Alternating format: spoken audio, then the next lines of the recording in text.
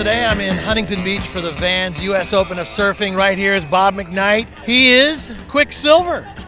So, first of all, tell us the story of Quiksilver. I love this. Oh my gosh. So let's see. I always had loved surf, loved the beach culture guy. Grew up in Southern California, went to USC, got a degree in business, and I met a guy by the name of Jeff Hackman, very famous surfer, and we decided to do this project together called Quiksilver, making board shorts and selling them out of the back of my car up and down the coast. And it was never ever meant to be anything other than a project until I could go back to graduate school.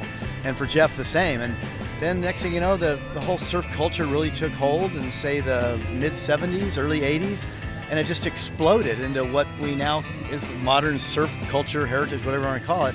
We were there sort of at ground zero with Quiksilver, and great timing, because as we started our little frail company with board shorts, all we made, that the business of surf just exploded because of the great communication of the sport and the culture and the tribe and the beach and all that to the world. Because I've always said that half the world's population lives at or near the beach, the other half can't wait to get there.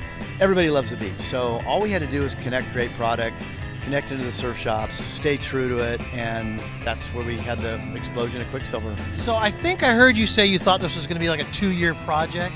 We did. What happened? It's 40 years later. After the second year, it was going pretty good. We were having so much fun, and the shorts were selling. We couldn't make enough.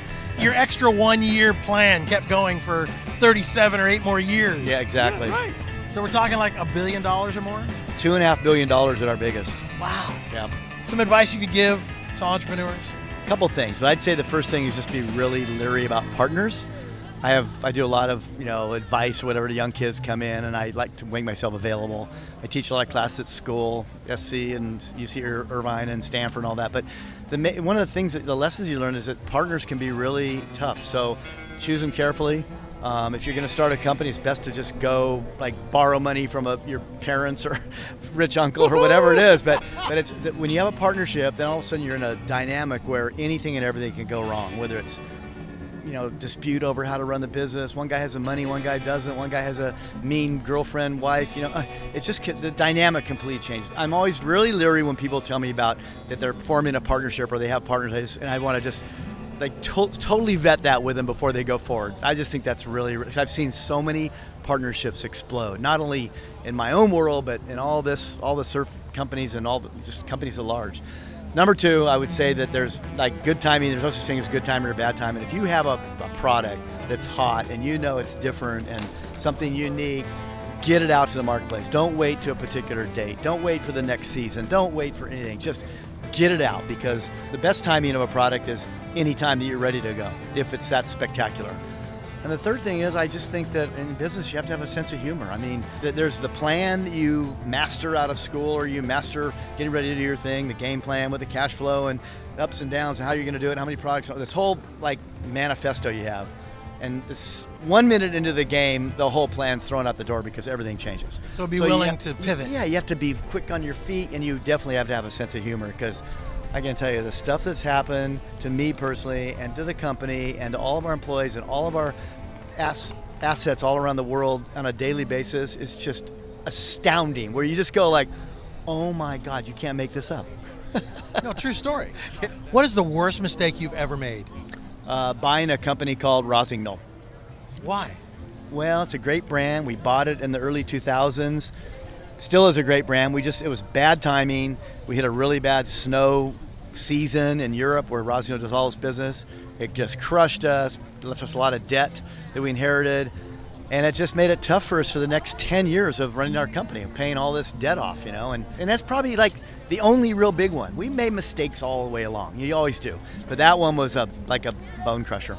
All right, you know how a monkey, can climb through the trees and its tail does extra things? I think entrepreneurs have to have that extra ability to be agile, right? Sure. Was there one moment in your life where you were extra agile and you thought, I'm gonna just go for it? And what was that? I would say back in the day when we introduced, very early on, but we introduced this board short print category called Echo Beach. And when the whole market was basically just plain dyed colors and some Hawaiian prints, we came out with this range out of checkerboards, stars, polka dots, harlequins, stripes, and all the colors were just wild, bright, outrageous, but real black and white, hard edge color. We got all the ideas from horse jockey outfits. And so basically we just shipped them to our dealers. They had no idea it was coming. And they got these boxes, they're calling me going, what is this? And we go like, hey, just put it on the racks, it's gonna sell. And we're like sitting in the warehouse going, oh my God, please sell. And they did, they blew out. Wow. And it really, I think, burst our company into a whole nother level. Just that awesome. One, like you said, that extra gear we rolled into, and we sat around and we basically gambled the whole company on a print range. That's awesome. All right, what are you most proud of? For sure, my family. I have 3 wonderful children and a great wife, and we've had an idyllic life. And then obviously Quiksilver. I'm just really proud of what became of nothing, and then what it became, and how many great employees we've had, all the wonderful friends in the industry, the surf shop guys, the team riders. They're all my buds. I mean, I've made this thing very personal my whole life, from the heart, and that's how I've always run the company. And so my family and my company. What a blessed life, Bob McKnight. Thank you very much. Appreciate it. Yeah, you too. From Huntington Beach, that's Bob McKnight. Live from the U.S. Open.